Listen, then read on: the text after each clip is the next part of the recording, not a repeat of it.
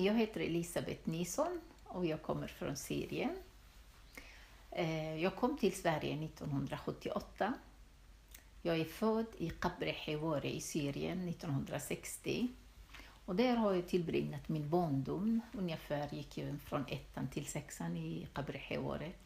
Sen 72 har vi flyttat till Qamishli och det är ju större stad där. Och där har jag gått, om man säger, högstadiet i Qamishli. Och där har jag tillbringat hela min ungdomsliv där. Så att man var ju så mycket aktiv i kyrkan, i föreningar, i skolan, i läger, i alla, sen vi hade scouter. Så alla aktiviteter som vi hade i Qamishli var jag aktiv där.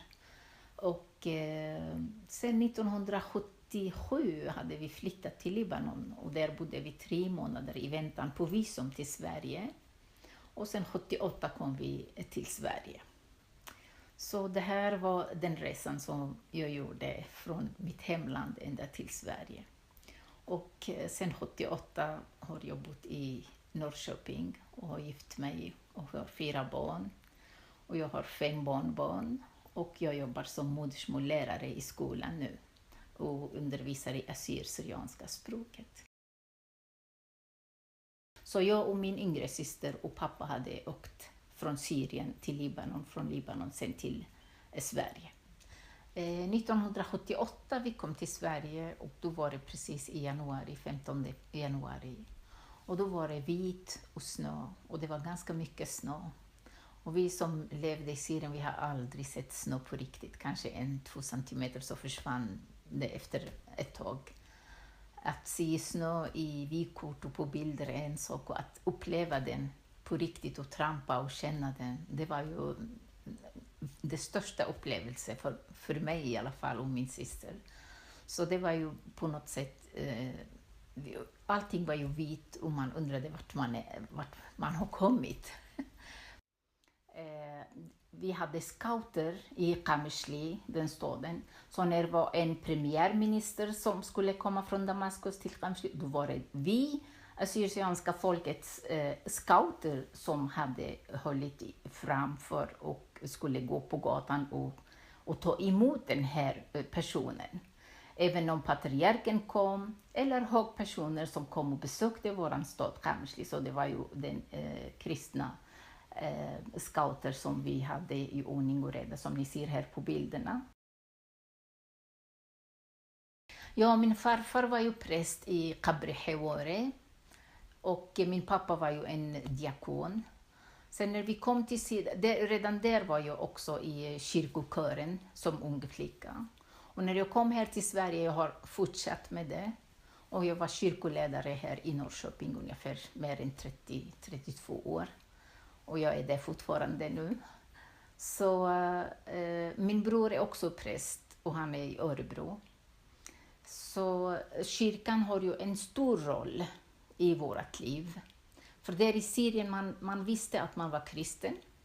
Man fick inte säga att man är assyr, man har identitet, man är inte syrisk och arabisk.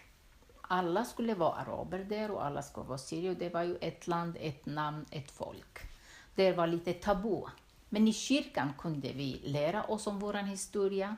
Som vi kommer ju från Beth Nahrin, som vi kallar Mesopotamien, landet mellan floderna. Och vi lärde oss vår historia. Så där hade vi lite mera kunskap om våra rötter, var kom vi ifrån och varför vi har annat språk, varför vi har annat religion än de som finns i Syrien. Där visste vi vad vi var och varför. Och min farfar, han flydde från Seifo, vi säger svärdordet, som Osmaniska riket hade dödat ungefär 1,5 miljon kristna. Så min farfar var ju präst och de tvingade honom till att bära vapen och göra militärtjänst. Så han kunde inte göra, jag är kristen, jag är präst, jag får inte använda vapen. Så han var tvungen att fly till Syrien och det var inte krig. Så han bosatte sig där och så min pappa föddes där och sen vi allihopa föddes där. Så den vägen har vi vandrat, om man säger att vi alla ursprungligen kommer ifrån Turkiet, Mellanöstern, där sydöstra Turkiet. Ja, jag är också aktiv i Assyriska kvinnoförbundet. Och där har jag varit flera år ordförande och jag är ledamot nu. Så det går vi runt till alla föreningar i Sverige som vi har assyriska föreningar, som vi utbildar kvinnan, som vi försöker att kvinnan ska kunna vara självständig, ska kunna veta sina rättigheter och delta i samhället och jobba och försörja sig, inte bli beroende bara av mannen som vi hade det patriarkiska systemet i våra hemländer. Här i Sverige man måste integrera sig, man måste skaffa sig egen utbildning, eget jobb, kunna försörja sig för att man ska kunna klara sig i samhället. Ja, nu är jag som jag är här. Jag vet inte om jag var i Syrien, jag skulle kanske bli mera högre utbildad. Det skulle jag kunna. För att alla mina väninnor som har bott kvar i Syrien, alla är läkare, lärare, ingenjörer, advokater. Så på min generation var ju bara utbildningen som gällde i Syrien. Här har vi kommit till ett nytt land och då började jag var 18 år och då började jag om från början. Så det har gått ungefär 10 år förlorat kan man säga. Men jag är här som en person som självständig, som har kunnat bygga mitt liv här i Sverige och vara jämlik med svenska medborgare precis och jobba. Och jag är precis aktiv politisk, jag är i KD-partiet också.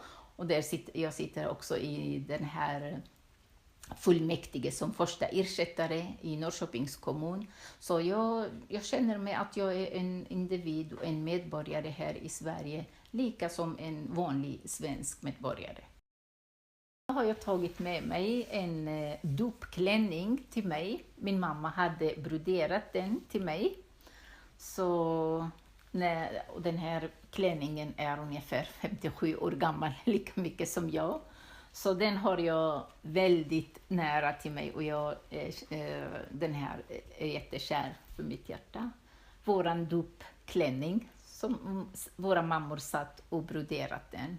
Så hade vi när vi blev döpta i kyrkan.